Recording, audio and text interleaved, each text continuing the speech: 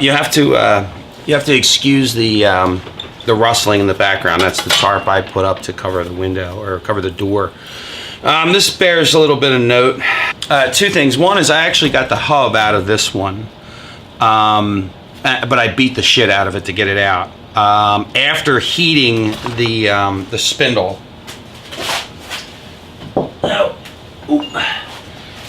I actually heated the spindle to remove these bolts that hold the dust shield on. I want to paint the dust shield. I want to paint the spindle. I want to use the needle scaler on it. So I did that. I did screw it up just a tiny little bit, but not a lot, with a chisel. I'll just clean that up with a little bit of sandpaper.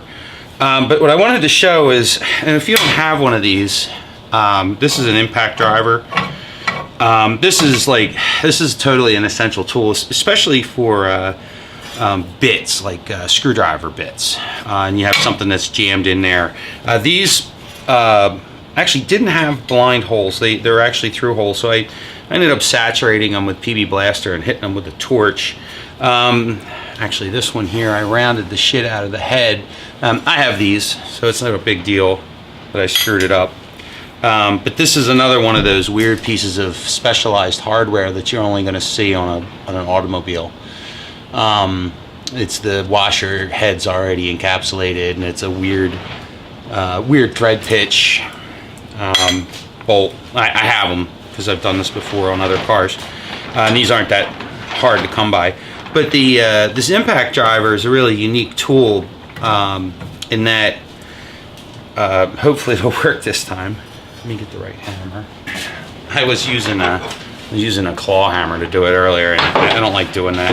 I don't know, something offensive to me. So I'm going to use a sledgehammer this time. So you just want to hold it like that.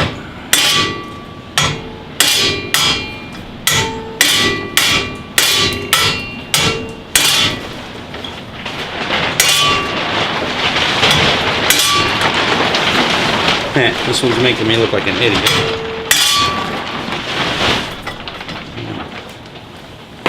I'm gonna move I'm not getting a good hit on it. There we go. You need a good solid whack.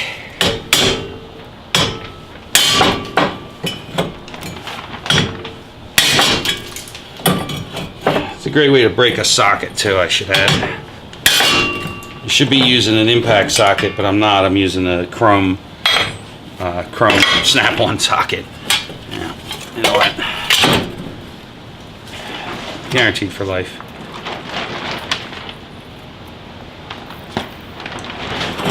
Alright, I'm gonna let that soak for a couple minutes. But that's the idea. You whack that thing with a hammer, the bolt comes out. Of course it didn't do it on this one, but it did it on all the other ones. Well, it's made a liar out of me, of course. I rounded the screw head off, which really sucks because this is the last thing I wanted to do. Is I'm going to have to go through all kinds of rigmarole to get this broken bolt out of here. Well, it's not broke yet, but it's going to be broke. So I spun the head off the bolt this way. So I'm going to slice it down the middle and try to do it with a chisel, but it's not going to come off. I should just grind the whole head off.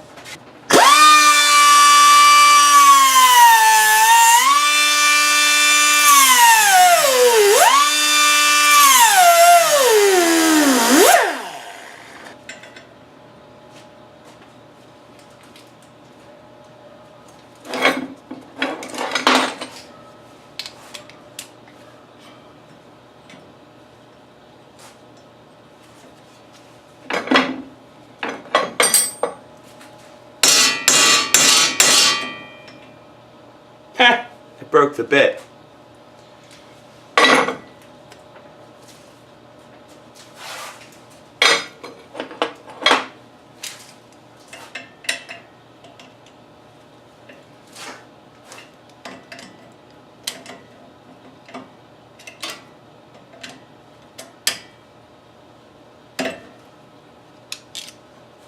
Alright, I'm just grinding the head off.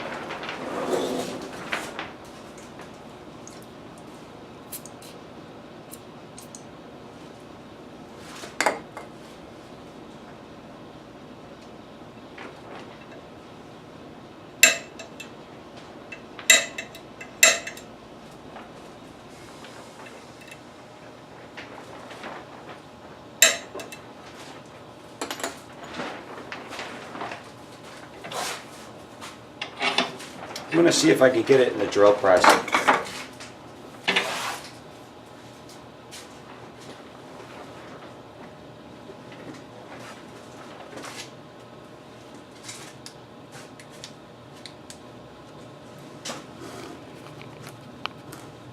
Alright, well, quick update. I painted all this shit with rust reformer. I didn't prep it all that great. I just kind of sprayed it on there. And see, it's all the way up in there. I just wanted it all clean. I did installed the new inner and outer tie rods. On my face? Yeah. I installed the new tie rod, inner and outer tie rods. And I didn't need the tool. I bought it Harbor Freight. Who knew? So I painted all that stuff underneath. Tiki, come here. Tiki. She's been a trooper. Yeah, the ball joints were completely shot.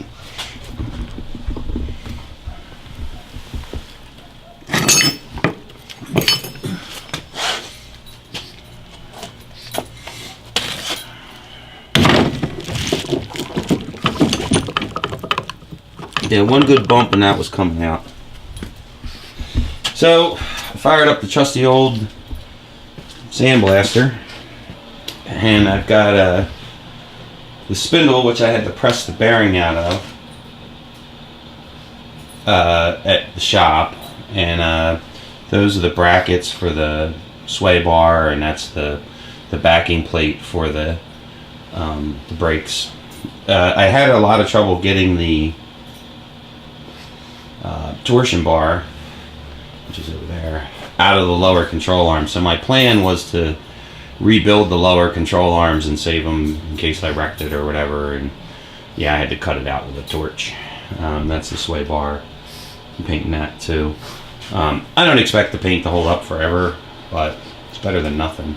So there we are, 2 days in.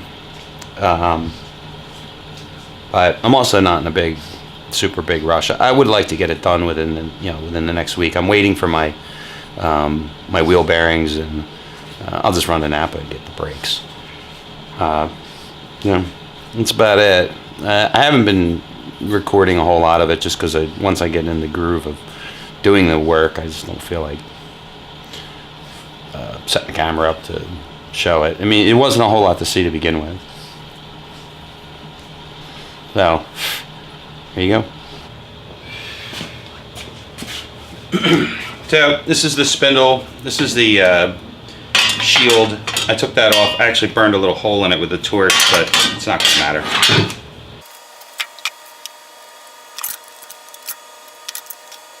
This is blue Loctite. I might eventually have to take these apart.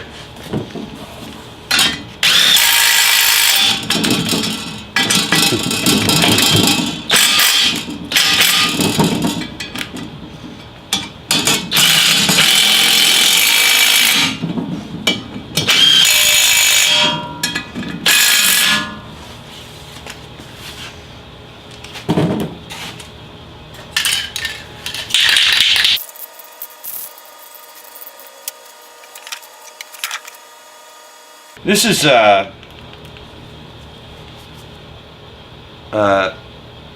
temp brake part lubricant. I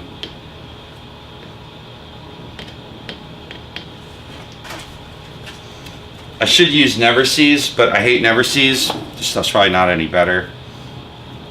I'm just going to put a real light coat on it.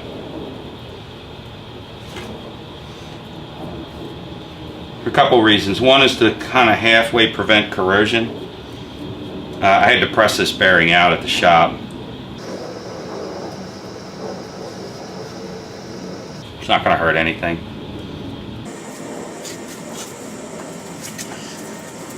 I'm not going to paint this because I don't want to. Just flip it over.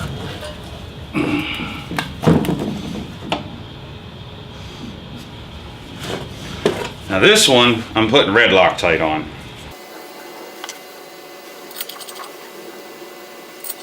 I used to catch a lot of flack for using red Loctite.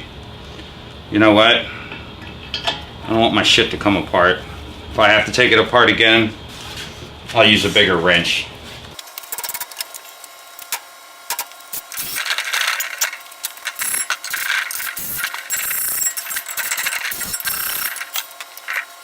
Oh, that one spins a lot smoother than the old one.